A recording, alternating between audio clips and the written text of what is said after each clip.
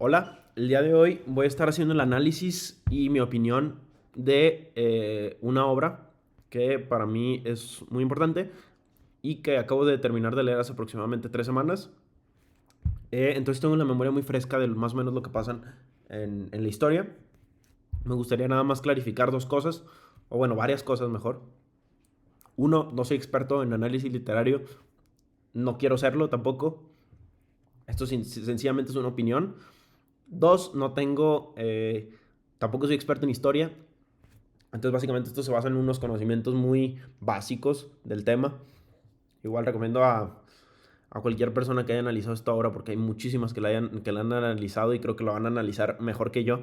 Este no es un video para comprender mucho mejor esta obra, porque yo solamente le he dado una lectura, no 10 lecturas. Entonces, no es este video un video para expertos en literatura. Es nada más una opinión, aunque sí me gustaría clarificar que si presento algún error en alguna idea o algo y son conocedores de dónde está el error, que me lo hagan saber y nada más.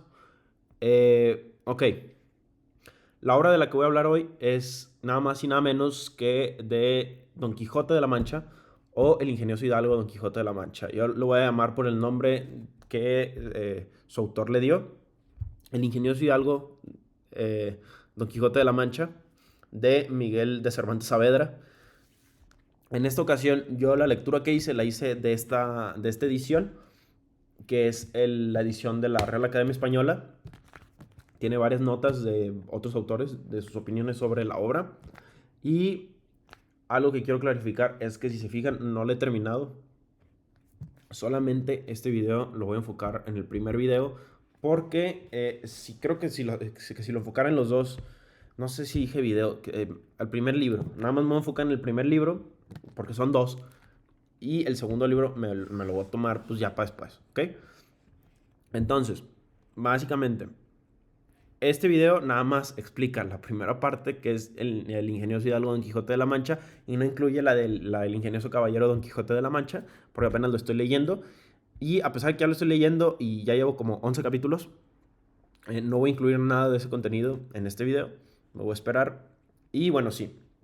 Me importa clarificar la edición. No es nada más por contarlo, sino que esta edición en realidad contiene muchas notas al pie de página que en verdad te dan contexto de dónde estás parado y de qué estás leyendo. Y pues bueno, nada más. Voy a empezar con el análisis de la obra. Don Quijote de la Mancha, en este caso, eh, es una obra a la que yo le tenía miedo. Bueno, no miedo, pero que sí me. Sí era complicado para mí leerlo. Empecé a leerlo cuando. Hace mucho intenté leer la obra cuando era un poquito más joven, cuando tenía como 15 años. Y me resultó muy difícil. eh, Solamente la primera página. Y pues entonces. El hecho de que en ese entonces, pues la primera página me intimidó. Invito a la gente a leer la primera página. En realidad, invito a la gente a leer toda la obra. Me intimidó mucho por el lenguaje que se usaba. Es un español un poquito distinto al que nosotros usamos. Pero igual, yo he leído fragmentos de versiones en español que son un poquito más sencillas. No la recomiendo. Creo que le quitan mucho peso a la obra. Y es importante también entender que estás leyendo una obra en un contexto de hace 400 años e intentar acomodarla a un lenguaje del día de hoy no sirve, porque le quita mucha belleza y estética a la obra. Al igual que traducciones, me parece que si hablas español, pues, puedes perfectamente leer esta obra, aunque se recomienda tener un poquito de conocimiento literario y de haber leído un poquito de obras a lo largo de tu vida. No es buena idea leer esto como primer libro o como quinto libro, no sé. Bueno, mi análisis de la obra directamente. Vamos a empezar con de qué trata Don Quijote de la Mancha. Ok, Don Quijote de la Mancha, o el ingenioso hidalgo Don Quijote de la Mancha, quisiera hacer aquí la aclaración de que el nombre que se incluye aquí es un nombre que se le dio más en el. Pues sí, un nombre como que engloba las dos obras y más general, aunque el nombre original de la obra es el ingenioso hidalgo Don Quijote de la Mancha. Y en la segunda obra se llama el ingenioso caballero Don Quijote de la Mancha, aunque es la única vez que se menciona en su portada. Pero bueno, yo En este caso, evidentemente, vamos a hacer la de El ingenioso hidalgo Don Quijote de la Mancha. ¿Ok? Ahora sí. ¿De qué trata Don Quijote de la Mancha? ¿Y por qué es tan relevante? Don Quijote de la Mancha básicamente lo que trata es de un personaje llamado Don Quijote, que es de La Mancha, que es un pueblo en España ficticio, a lo que tengo entendido, en el que es una persona que padece de una locura a través y que es adquirida, o eso plantea el libro, adquirida a partir de la lectura de libros de caballerías. Voy a desmenuzar esto un poco para que se entienda, ¿ok? A lo que me refiero con que es loco por lectura de libros de caballerías, es un tema muy interesante y muy profundo que da para un análisis completo, pero básicamente tenemos que entender por qué el autor escribe la obra, o mi interpretación de por qué el autor escribe la obra, y, y pues sí, la importancia de esta obra en su tiempo, ¿no? Principalmente, ¿por qué Cervantes escribe a Don Quijote? Creo que es muy claro. eh, Creo que la escritura de Don Quijote como personaje es una crítica directamente de Cervantes al renacentismo, a las ideas, al idealismo renacentista. No voy a entrar en contexto histórico ahorita del Renacimiento y del Barroco español porque mi video básicamente está enfocado nada más a la obra, pero sí es importante tener el contexto de esta obra, o sea, el contexto histórico de dónde se desarrolla. Nada más explicándolo muy brevemente, el Renacimiento y el Barroco español son dos épocas que chocan entre sí y que Cervantes es el mayor referente, yo diría, del Barroco español por mucho. Y el Barroco español, básicamente lo que pasa en el Barroco español es que Cervantes se da cuenta de que los ideales que se vendieron en el renacentismo no se aplican mucho a la realidad. O sea, no, a pesar del progreso humano que existe en el renacentismo, porque lo existe en las artes, en la ciencia, en la medicina, por ejemplo, eh, él se da cuenta que esta realidad no es compatible con esos ideales. Y esa es la crítica que él hace. ¿Por qué? Cuando hablamos de los libros de caballerías hace un momento, Cervantes justo hace loco a Don Quijote, o yo asumo que lo hace loco, porque ven en los libros de caballerías un elemento puramente renacentista, perdón, e idealista. ¿Por qué? Los libros de caballerías, básicamente, a lo que yo tengo entendido, quiero clarificar que no he leído otro libro que toque de caballerías andantes, quitando este. No los he leído, pero las notas al pie de página me lo hacen más o menos entender un poco. Pero los libros de caballerías andantes básicamente eran obras en las que se protagonizaba a un caballero andante que iba arreglando desvaríos alrededor de su región y que llegaba a la fama y al reconocimiento a través de su valor, de su lealtad a una doncella y todas estas ideas que normalmente tenemos del mundo de las caballerías en general. Y Don Quijote hace una crítica porque le parece que son, a pesar de todo esto, como que se empiezan a hacer un refrito todas estas obras, porque empieza a haber obras principales de caballerías y muy valiosas. De hecho, él hace una crítica porque hay un episodio en el libro en el que se empiezan a quemar libros de caballerías, que son libros que volvieron loco a Don Quijote, o supuestamente lo volvieron loco, y se empiezan a quemar los libros. Básicamente empieza a haber mucho refrito de estos libros. Es como lo que hoy en día, por ejemplo, podría hacer con películas de superhéroes y creer que si yo aplico lo que veo en películas de superhéroes a la realidad va a funcionar. Básicamente es algo similar, aunque no me atrevo a decir que es igual a lo que en Don Quijote se observa, ¿no? Igual, recomiendo a todos hacer su investigación propia, pero básicamente es lo que él está haciendo. Él está diciendo, los libros de caballerías han llegado a un idealismo tan alto, que han desconectado a mi personaje de la realidad y lo han vuelto en loco. Es lo que yo siento, es mi hipótesis, pueden refutarla, la verdad, tampoco es como que me voy a meter en un debate de esto, lo puedo hablar tranquilamente, pero Sí, ese es el punto inicial del libro. Entonces, a esto debe entrar su segundo personaje, que es Sancho Panza. Sancho Panza es el escudero de Don Quijote en todas sus aventuras, o bueno, en la mayoría de sus aventuras. Y Sancho Panza básicamente lo que va a hacer es tomar la realidad desde otro punto. Sancho Panza no es loco.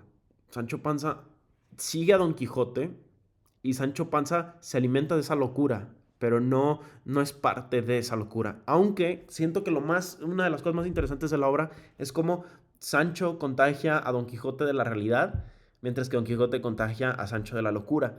Y se empiezan como a trasladar entre esos dos puntos los dos personajes, aunque eso es una genialidad hermosa de la literatura y que Cervantes lo hacía muy bien.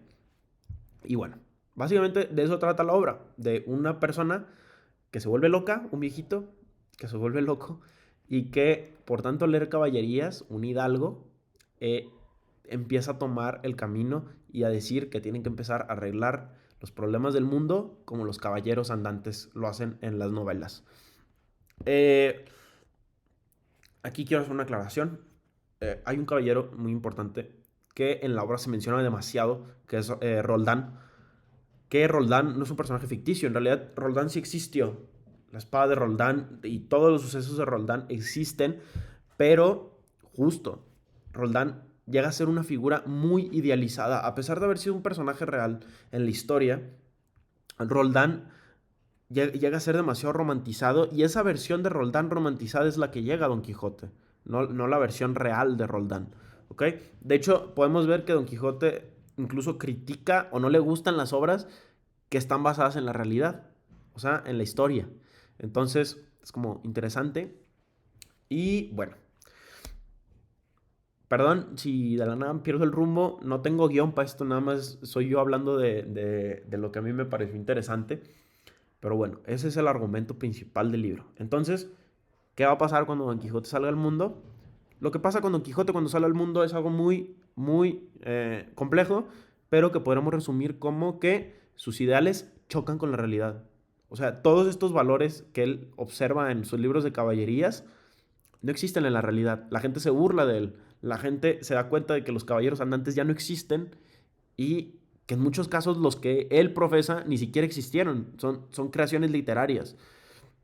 Aquí es importante porque muchos personajes se le intentan hacer conocer a Don Quijote y le intentan hacer caer en conciencia de las cosas que él está diciendo. Ahora, yo no sé, la verdad, si Don Quijote es loco o no. Me parece un personaje muy inteligente, en especial cuando empieza la segunda parte de la obra. Dije que no le iba a mencionar, pero la tengo que mencionar. En la segunda parte creo que este argumento de que Don Quijote está loco y ya se empieza a caer a pedazos. Me parece que es un poquito más complejo. Toda la obra de Cervantes parece que de la nada es fácil de explicar, pero no lo es. ¿Ok? Entonces, ok, choca la realidad con los ideales de Don Quijote. Ni modo. Lo interesante es la interacción que tiene Don Quijote con todas las personas. ¿Ok? Cómo interactúa con su mundo, con la realidad española del momento y cómo va conociendo muchos personajes. ¿Ok? Aquí básicamente me voy a detener de hablar de la obra en sí y de su trama y me voy a ir directamente a los puntos que a mí más me asombran y voy a arrancar de lleno con el que a mí me vuelve loco. ¿Ok?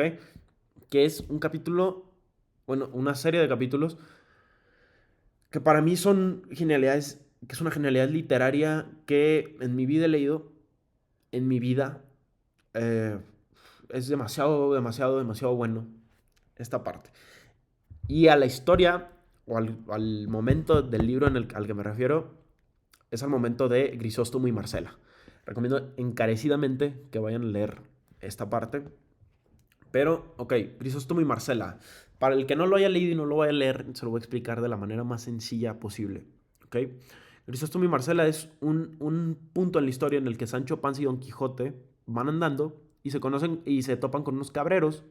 Y estos cabreros, que es gente que se dedica a las cabras, supongo, le empiezan a contar a Don Quijote que están en ese pueblo porque un pastor acaba de morir, que es Grisóstomo, y ha muerto a partir desgracia de estar enamorado con Marcela, ¿ok?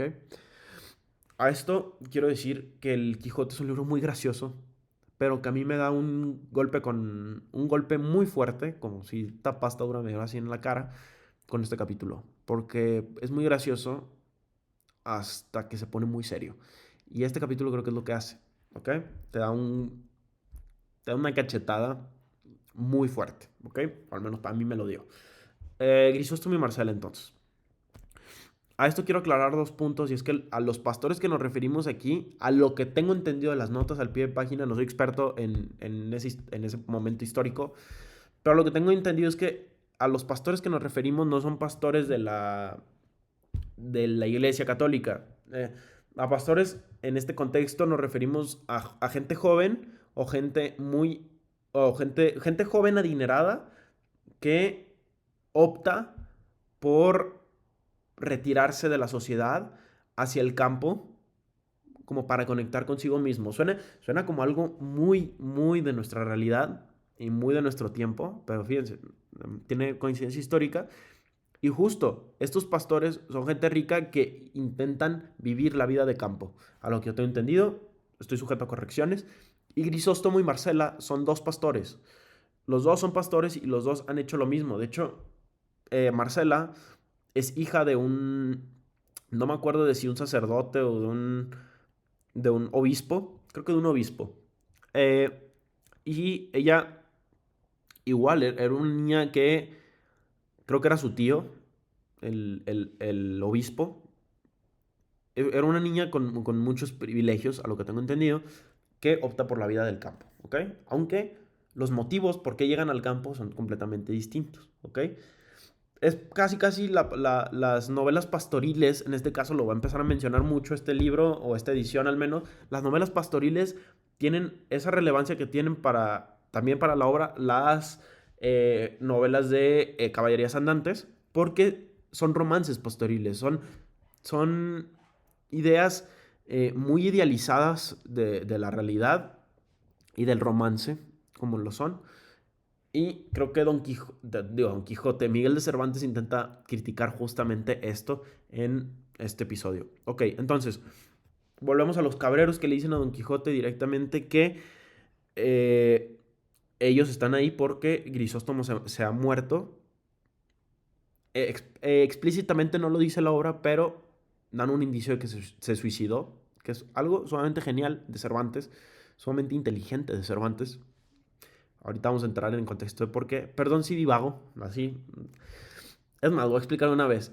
Básicamente, el por qué es tan importante que Cervantes hable de un suicidio en su época es porque el hablar del suicidio en obras literarias estaba prohibido en ese entonces. Existe un fenómeno que es el Concilio de Trento, en el que la Iglesia Católica choca directamente con la cultura protestante, y este choque impide, uno, en el Concilio de Trento dejan a los protestantes fuera y solamente toman las decisiones los católicos. Y una de esas decisiones, a pesar de las muchas que se toman, es que el suicidio o la ideación del suicidio no puede ser tomada en cuenta o no puede estar presente en obras literarias porque induce directamente puede inducir al lector al suicidio, que es algo sumamente interesante porque significa que la Iglesia Católica le da peso a la ficción. O sea, que yo escriba que un personaje se suicidó, la iglesia le da suficientemente importancia a esa ficción porque se da cuenta que la ficción impacta directamente en la realidad. Este argumento es sumamente interesante porque muchas veces se propone que la literatura nos aleja de la realidad y nos aleja de todo el mundo que conocemos. Y en realidad no. La literatura como tal, a pesar de ser ficticia, nos hace conectar con el apartado más humano que existe y nos da un conocimiento mucho más elevado de la humanidad en general. ¿Ok? Cierro nota. Ok, entonces plantea la ideación suicida. La ideación suicida en este caso, Cervantes, a pesar de que mete el suicidio en su obra, lo hace de una forma muy ingeniosa y no lo dice explícitamente. Entonces evita un poco la censura de esa época por el Concilio de Trento y evita por completo que se le salga de las manos y le censuren la obra y se la tumben, ¿ok? De alguna forma, la obra llega a ser publicada, por lo que significa que la gente que se dedicaba a censurar las obras en aquel entonces no fue capaz de detectar los mensajes subliminales de Cervantes. Entonces, era una persona muy inteligente. Este es un primer golpe a por qué este capítulo es muy importante. Ok, por el contexto histórico. Entonces, Grisóstomo y Marcela otra vez. Perdón, vuelvo a entrar en la historia. Los pastores entonces están ahí para presenciar el funeral de Grisóstomo a manos de la crueldad de Marcela, ¿ok? Esta crueldad de Marcela después será un poquito más desarrollada, ¿ok? Básicamente, él conoce, Don Quijote acompaña a los cabreros al funeral, conocen a otro personaje que era Vivaldo. Vivaldo, o sea, es un personaje muy interesante. Es, no sé si vuelve a salir en la obra, supongo que no, pero es en el único momento que sale. Y Vivaldo es un personaje que habla con Don Quijote, es un personaje muy interesante. Y todos los cabreros y Vivaldo se hacen conscientes de la locura de Don Quijote, pero aún así lo acompañan y van todos al funeral. En el funeral, otra nota importantísima. En el funeral son pastores los que están llevando a cabo el funeral. Y como les dije, los pastores en este caso no tienen una carga religiosa, son una carga de un fenómeno cultural distinto al religioso, ¿no? Otra cuestión. La iglesia controlaba los funerales. Si la iglesia controlaba los funerales, significa que los funerales o las ceremonias civiles con relación a la muerte no existían, no podían llegar a hacer algo, porque si llegaran a hacer algo, pues, pues no, era ilegal. Entonces, Cervantes otra vez salta por completo esta censura, y al saltar esta censura, dice, pues va a ser un funeral civil, que es algo sumamente innovador y arriesgado en la época, la verdad. Pero bueno, es un funeral civil, no hay padres, no hay... Creo que sí hay figuras de la iglesia católica, la verdad no me acuerdo muy bien, pero es un funeral civil, no es un funeral llevado a cabo por la iglesia católica. Y de hecho hay un debate en el que los personajes de la religión católica intentan convencer a todos y decirles, lo que ustedes están haciendo está mal. O sea, ustedes no pueden hacer esto y no pueden enterrarlo donde ustedes quieren. La iglesia maneja las cuestiones de dónde vamos a enterrar a las personas. Total que les vale madres y no lo entierran donde la iglesia quiere. Y de hecho lo entierran en un lugar sumamente importante, que es el lugar donde Grisóstomo observó por primera vez a Marcela. Marcela, ahora sí voy a entrar en el personaje de Marcela. Marcela es un personaje que la historia vende como un, como un como, como una mujer que es demasiado bella y que es capaz eh, de enamorar a cualquier hombre y de llevarlo a la desdicha. O sea, es tan bella que te puede llevar a la desdicha. Casi como un mito, como un mito griego, ¿no? Muy bella y todo. Entonces, no es el primer hombre que se suicida por Marcela, y la obra dice que no va a ser el último. Entonces, estamos observando ante todo esto un fenómeno que parece incluso un poquito eh, como que no tiene, ¿cómo decirlo? Que no solamente se puede explicar a través de la realidad, ¿ok? Como si Marcela tuviera un poder para que los hombres cayeran a su merced, ¿ok? La obra lo vende así inicialmente, ¿ok? Cuando Marcela finalmente eh, lleva a Grisóstomo el suicidio, pues nos lleva a todo este fenómeno y a toda esta ceremonia de enterrarlo. En su entierro se descubren varios papeles que eran varios escritos de Grisóstomo. Los pastores en este entonces tenían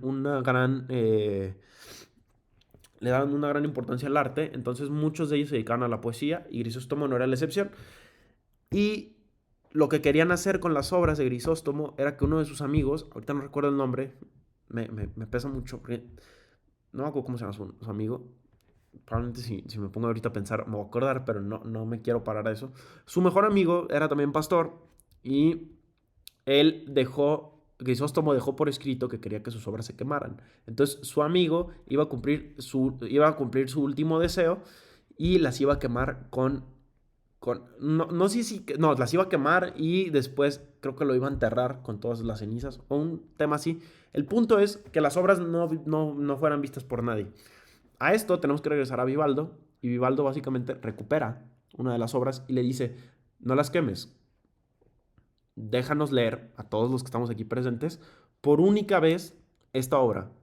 y después yo la regreso al montículo, digo, pues sí, al montón de papeles que hay ahí. ¿Ok?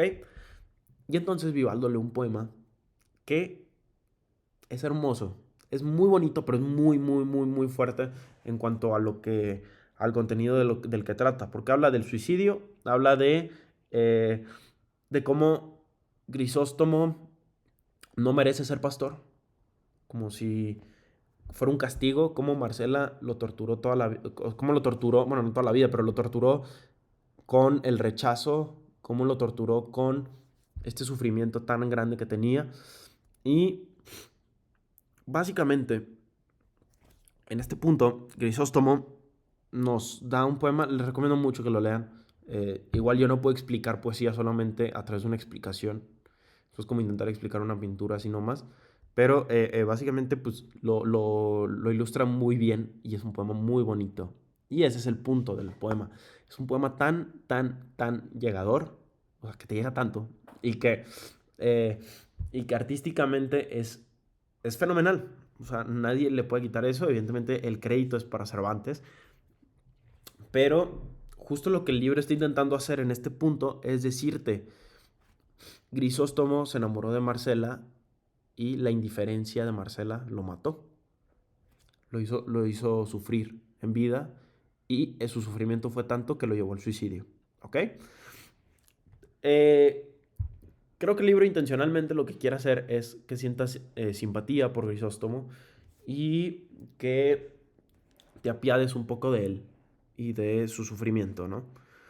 Pero a todo esto, mientras se acaba el poema, de la nada y de arriba del peñasco en el que estaban tomando el funeral, sale Marcela. Entonces, este personaje vil, malvado, que, que hace que los hombres se suiciden, por fin llega a escena. Y por primera vez la vemos como un personaje, no como un relato. Marcela aparece en el funeral de Grisóstomo. Y el amigo de Grisóstomo le dice, ¿para qué llegas aquí? O sea, ¿nos quieres hacer daño a todos? ¿Y nos quieres matar a todos? ¿O cuál es el punto de que tú estés aquí? A esto Don Quijote y Sancho Panza quedan asombrados de lo bella que es, porque pues evidentemente ellos nunca la habían visto. Y de hecho creo que el libro lo dice, todos los que ya la habían visto, más todos los que apenas la habían visto, quedaron igualmente sorprendidos por su belleza. Y justo igual creo que sigue enfatizando mucho en la belleza porque es un punto esencial en esto. Y básicamente, Marcela le dice a su amigo, le dice, calla, que yo tengo que dar mi palabra.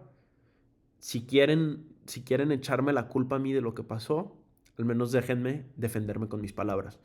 Y entonces Marcela empieza una plétora muy bonita en el que empieza a explicar un poco todo lo que pasó con Grisóstomo. En el poema Grisóstomo tacha a Marcela de infiel, de que no le correspondía, o sea, como que si le fuera infiel con otros hombres, como si le diera como si hablara con otras personas y que eso lo mantenía en su desdicha. A lo que Marcela muy sabiamente respondió con que Grisóstomo no tenía ni idea de dónde estaba parado y que Marcela había optado por lo pastoril sencillamente porque sentía una conexión profunda por la naturaleza y que ni a él ni a ningún hombre le había de dar su belleza y que ni a él ni a ningún otro hombre le había dado el indicio de amor que ella quería dar. Y a esto Marcela hace un argumento muy crítico en el que usa su belleza y dice, es que yo por ser bella, entonces le debo de corresponder a todos. Entonces díganme, si yo no fuera bella, ¿me seguirían correspondiendo?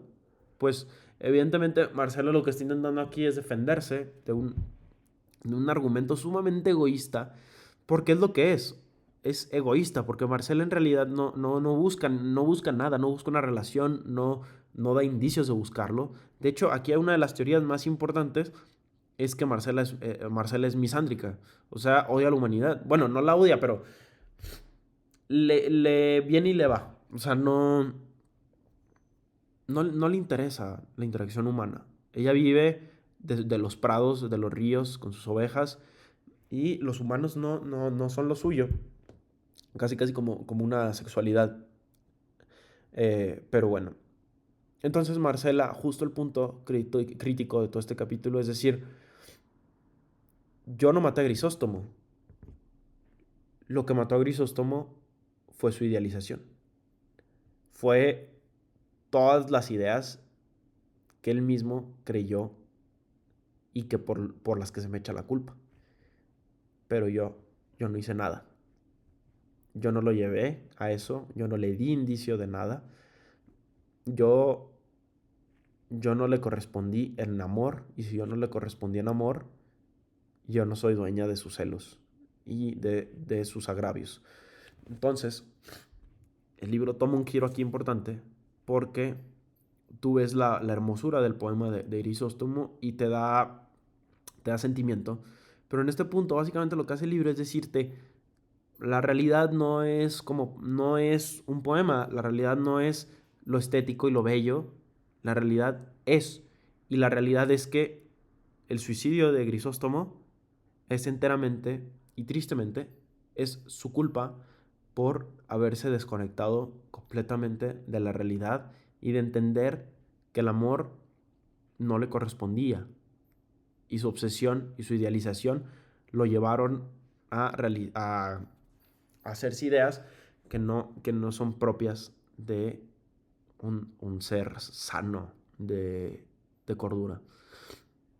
Y lo que está haciendo el libro, en segundo plano, y que creo que es sumamente interesante, es decirte, Don Quijote es una persona que vive idealizando cosas. Es un personaje que vive de sus ideales. Y Grisóstomo, creo que Cervantes lo que está intentando hacer, en mi opinión, es decirte, ¿cómo se llama? Si Don Quijote sigue así, lo único que le espera es la desdicha y es la muerte. Es un momento crítico porque te das cuenta que la locura de Don Quijote no es nada más risas e historias graciosas. Es un problema serio que si te desconectas con la realidad, tarde o temprano la realidad te alcanza y te termina de pisar, que es cosa que pasa a lo largo de la novela, como con el manteamiento de Sancho Panza, todos los incidentes que pasan con Don Quijote, el famoso incidente de los molinos de viento, en el que Don Quijote cree que los molinos de viento son gigantes y carga contra uno de ellos, llevándoselo por completo el molino de viento y golpeándolo.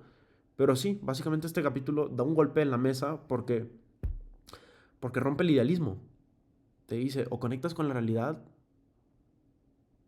o vas a vivir una vida sumamente ficticia, ¿no? De apariencias.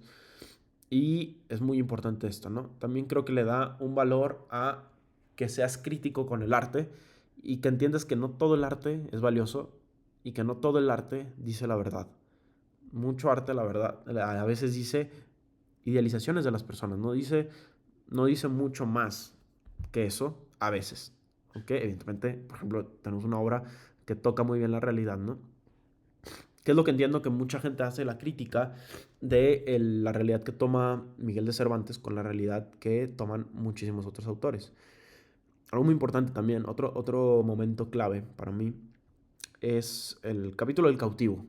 El cautivo me parece una escena muy bonita porque Cervantes se mete a sí mismo en su propia obra. O sea, Miguel de Cervantes se hace un personaje en su propia obra, aunque de forma muy disminuida, pero en realidad toma al cautivo, que es el personaje del que hablamos, lo toma como si fuera él.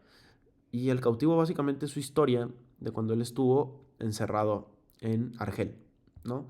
Cuando lo tomaron como prisionero en Argel. También aquí entra completamente el contexto histórico que muy poca gente sabe de Cervantes y que no saben el peso que le da su obra, que es que Cervantes fue un soldado y fue un soldado en la batalla de Lepanto, lo que le dio un apodo muy característico que es el Manco de Lepanto. Y el Manco de Lepanto es porque Don Quijote quedó herido en la batalla y quedó de su mano completamente lastimado. No recuerdo, creo que es de la izquierda, que quedó completamente, pues, manco. No estoy seguro si la perdió por completo o fue parcial la pérdida, pero dejó de ser funcional la mano. O sea, nunca la podía volver a usar de eso mismo. Y de hecho, hace esta anotación cuando empieza la segunda parte de la obra en su crítica al Don Quijote de Avellaneda. que le dice, pues tú no has vivido lo que yo he vivido y mis heridas y mis memorias le dan peso a mi obra. Y sí, sí le dan peso. Y en la historia del cautivo básicamente cuenta eso, el cautiverio de un personaje que fue tomado en una batalla, en una fortaleza española, y que fue llevado directamente a Argel a ser tratado como esclavo. Y cuando llega directamente a... Bueno, primero, o sea, él es tomado directamente en otra batalla y a partir de que es tomado esa batalla, llega a otra batalla en la que él rema directamente los barcos y finalmente llega a Argel, en el que se vuelve esclavo por completo a nivel terrestre y que es liberado finalmente por la bondad de una mujer musulmana, que es en este caso Zoraida. Zoraida o María, como le quieran llamar, eh, en el que ella directamente confiesa haber tenido una conexión como católica, en la que vio a la Virgen María. Y esta conexión lo hizo liberar a muchos españoles, ¿no? De Argel. La historia de Don Quijote, no sé cómo sale de Argel, la verdad, digo, de Don Quijote de Miguel de Cervantes, no sé cómo sale de Argel, la verdad, la historia real no la conozco, pero, pero es sumamente importante porque aquí Cervantes básicamente está hablando de su vida, está hablando de todo lo que hace, porque el Don Quijote es básicamente una obra que llega al final de su vida. No es una obra que está ni a la mitad de su vida, ni al inicio de su vida, es una obra que está hasta el final.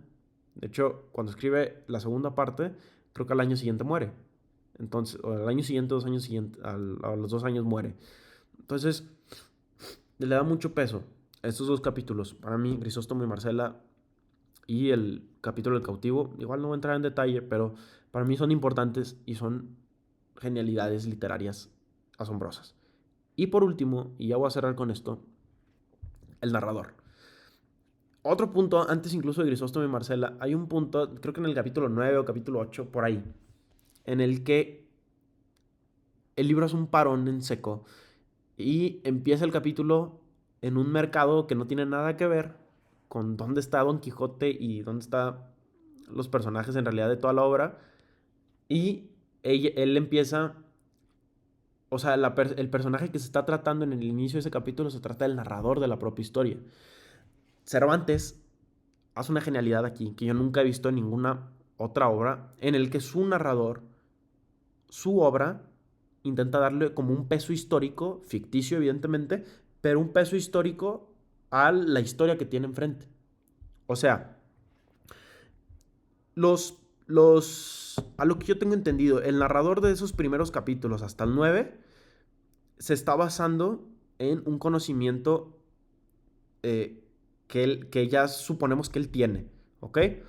De hecho, el inicio del libro, que es en un lugar de la Mancha del cual no quiero acordarme, ya te da un indicio directamente aquí del cual no quiero acordarme, o del cual no, o sea, no quiero acordarme o no voy a acordarme. O sea, es como un narrador gracioso, medio maldito, porque se burla mucho con el lector. Y no sé, es raro ese narrador. Es muy raro, pero es muy interesante. Pero cuando llegan en el noveno capítulo, a lo que te dan a entender, creo que es en el capítulo del Vizcaíno. En el Vizcaíno, en el primer combate que tiene Don Quijote con el Vizcaíno, básicamente en el capítulo previo a ese que les digo del mercado, está Don Quijote peleando con un Vizcaíno y justo cuando van a darse a golpes, el Vizcaíno, bueno, más bien el capítulo se acaba y arranca el siguiente capítulo en un mercado. Entonces es sumamente raro que alguien haga esto porque me cortas todo el momentum de lo que estoy leyendo del Vizcaíno. Pero corta este momento porque lo que está pasando es que el narrador se quedó sin fuentes de qué pasó con esa batalla. Entonces, justo esa fuente que ya tenía, ya no sirve de nada, ya no hay más información, queda hasta el Vizcaíno.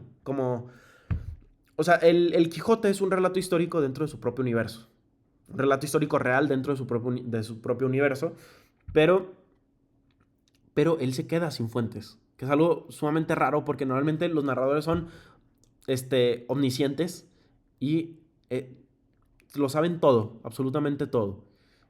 Pero este narrador no lo sabe todo. Y en ese punto se queda sin fuentes. Entonces, la llegada al mercado, este capítulo, es tocar justamente con este punto y decir, pues estoy buscando las fuentes porque ya no las tengo. Y como no tengo las fuentes, pues tengo que ver dónde las voy a encontrar. Y en este mercado las encuentra. Las encuentra a través de una persona que está vendiendo muchos relatos. Y esta venta de relatos, básicamente, lo llevan a este narrador, lo lleva a comprar de estos relatos como para distraerse un poco y se da cuenta que en estos relatos está contenida la historia o lo que continúa de la historia a partir de la del vizcaíno, de la batalla con el vizcaíno, de Don Quijote. Entonces él se da cuenta de que tiene lo que estaba buscando. Le compra todo, pero se da cuenta de algo muy curioso y es que toda esa obra está escrita en árabe. Es como raro, ¿no? De hecho, el narrador muchas veces usa sus propios como prejuicios de decir, pues es que este es árabe y si es árabe me va a mentir o no me está diciendo la verdad. Entonces, tómenlo con pinzas. O sea, no le crean todo al árabe, ¿no? Que es algo muy importante creo que de la época, porque el conflicto entre árabes, en especial de los moros con los españoles, es, es muy grande. Y ese conflicto que existe entre ellos dos, creo que Don Quijote intenta romper un poco Don Quijote, Miguel de Cervantes intenta romper un poco el prejuicio usando esto, diciendo básicamente en la obra.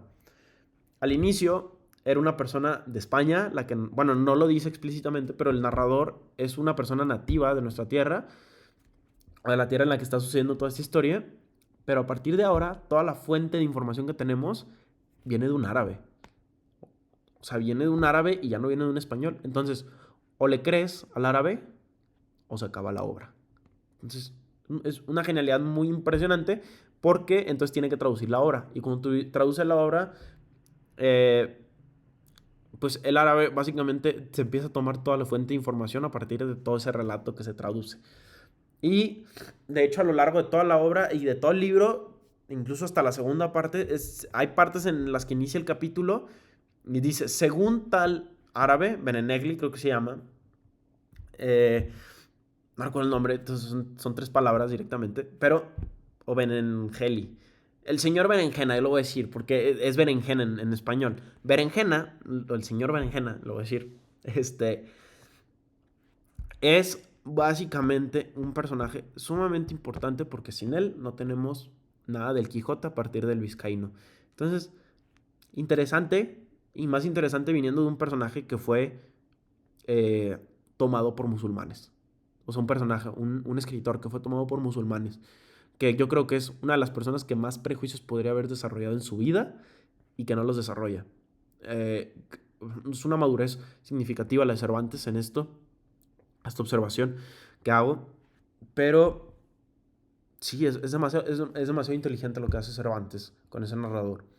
Y pues sí, ocurren muchas cosas en la obra, desde el final y toda la idealización de Don Quijote, incluso ya cuando se empieza a romper esta idealización un poco en la segunda parte.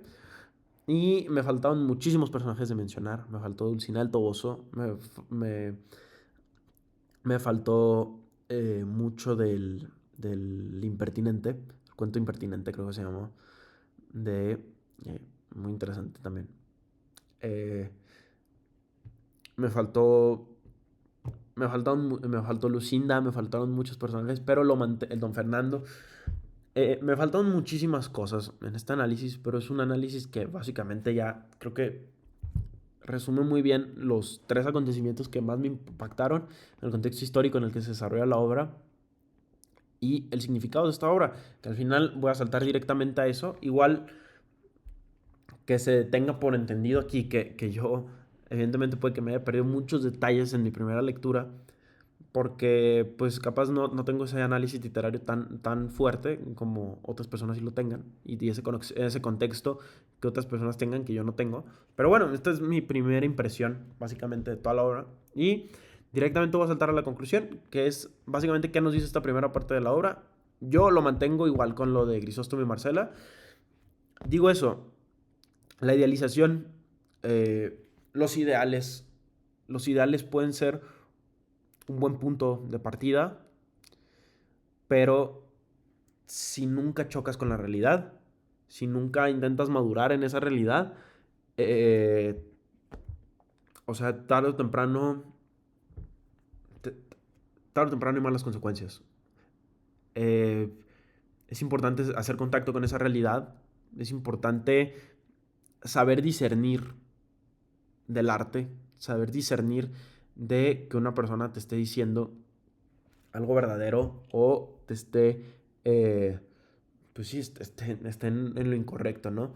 La realidad es algo sumamente complejo, es algo sumamente complicado, difícil.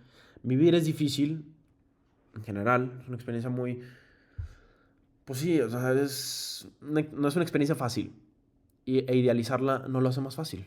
Creo que es una, creo que es lo que se busca en la idealización, hacer la existencia un poco más llevadera, pero es irónico porque en la idealización la realidad se vuelve más compleja, porque cuando dejas de tener contacto con ella para intentar sobrevivir a ella, pierdes mucho detalle del entorno. Y sí, muy interesante la obra en general. Eh, justo, creo que el principal punto de Don Quijote es presentarte situaciones en las que tú puedes saber cuál es la realidad o no es la realidad, como en el caso de Grisóstomo y Marcela, y decirte, fíjate cómo te dejaste llevar o fíjate cómo te engañó la propia obra a creer en algo que no era cierto.